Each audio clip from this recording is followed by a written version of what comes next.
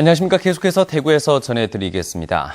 대구와 경북 지역은 대체로 맑은 가운데 곳에 따라 바람이 강하게 불고 있습니다. 오늘 낮 최고 기온은 대구 26도, 구미가 26.4도, 안동이 25.2도, 포항 22.7도 등 어제와 비슷하거나 조금 높았습니다.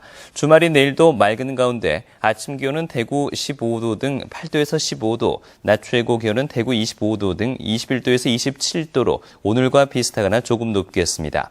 대구 기상대는 북상하는 제19호 태풍 봉퐁의 간접적인 영향으로 내일부터 동해안엔 바람이 강하게 불고 물결도 높게 일겠다며 항해나 조업 선박에 주의를 당부했습니다. 네, 대구의 한 중학교 중간고사에서 영어 문제 하나에 오류가 발견돼서 전 학년이 재시험을 치렀고요. 또 한 고등학교에서는 중간고사 복수 정답을 요구하는 가처분 신청이 받아들여지기도 했습니다. 입시의 내신 비중이 커지면서 과거에는 가볍게 넘어갈 만한 일들이 크게 이슈화되고 있습니다. 보도에 조지한 기자입니다.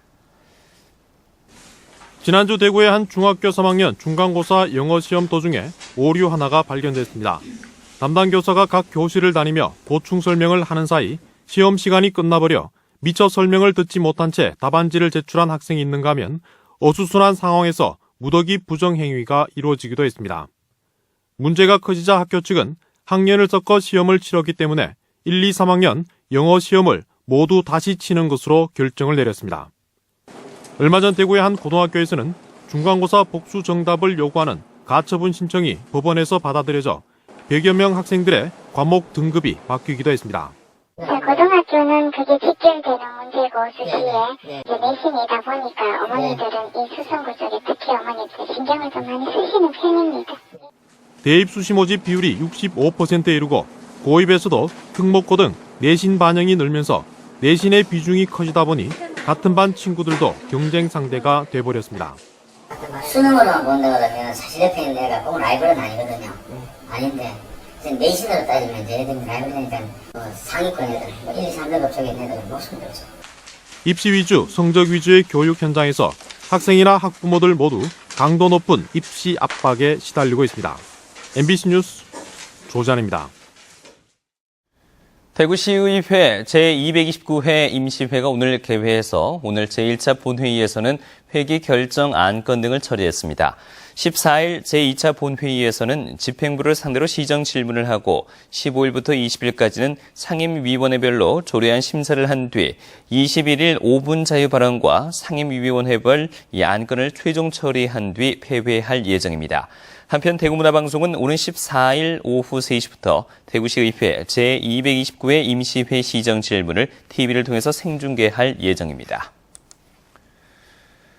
청와대는 대구시와 삼성이 만들기로 한 창업지원펀드 200억 원 이외에 협약 체결 금융기관들이 벤처기업과 중소기업 지원을 위해서 약 100억 원 펀드를 추가 조성하는 것을 검토 중이라고 밝혔습니다.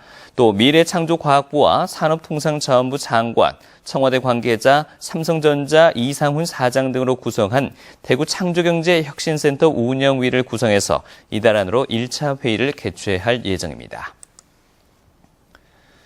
김영록 새정치민주연합 국회의원의 국세청 감사자료에 따르면 지난 2009년부터 올해 6월까지 대구지방국세청에서는 837건, 1,885억 원의 이의 신청이 있었고 이 가운데 24%인 204건에 121억 원이 잘못 부과됐다는 결론이 났습니다. 소송 제기는 798건, 3,014건이었고 이 가운데 15건, 136억 원이 환급됐습니다. 제10회 컬러풀 대구 페스티벌이 내일부터 이틀 동안 중앙로 일대에서 열려 축제 기간 반월당에서 대구역 내거리까지 중앙로 대중교통 전용지구의 교통을 통제하고 거리 환경 장식과 미디어 아치 등을 설치합니다. 올해 축제에는 지난해에 이어서 113개 팀 3,600여 명이 참여하는 컬러풀 퍼레이드와 다양한 예술체험 프로그램이 진행되며 지하철 1호선과 2호선의 객차에 대구의 작가들이 직접 참여해서 만든 아트 열차도 22일까지 운영됩니다. 지난 9월 16일 포항을 출발한 경상북도 해양 실크로드 탐험대가 중국 광저우와 베트남, 다낭 등 4개국을 거쳐 23일 만에 인더스 문명의 발상지이자 해초 탐험 루트의 핵심 구간인 인도 콜카타에 무사히 도착했습니다. 이 실크로드 탐험대는 앞으로 열흘 동안 육로를 통해서 한류 문화를 전파하고 왕오천 축국 전에 나타난 해초 흔적 찾기 등 다양한 행사를 추진합니다. 대경대학교가 학교 축제를 대구 코오롱 야외음악당에서 마련해 36개 학과 학생들이 시민들과 다양한 체험 프로그램을 했고 저녁에는 중국 산동공예예술대학 초청 패션쇼 등 다양한 공연도 펼쳐졌습니다. 대학 측은 인기 연예인을 초청하는 소비성 축제 대신 전공을 살려서 체험과 볼거리 위주로 프로그램을 짰다며 앞으로도 시민축제로 이어나갈 예정이라고 설명했습니다.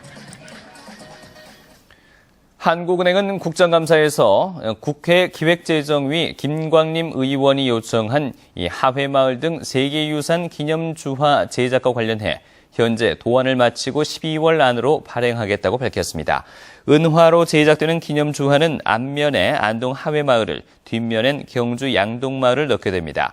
한국은행은 해인사 장경판전과 남한산성 등 최근에 세계문화유산으로 지정된 문화재 기념주화도 함께 제작한다고 밝혔습니다.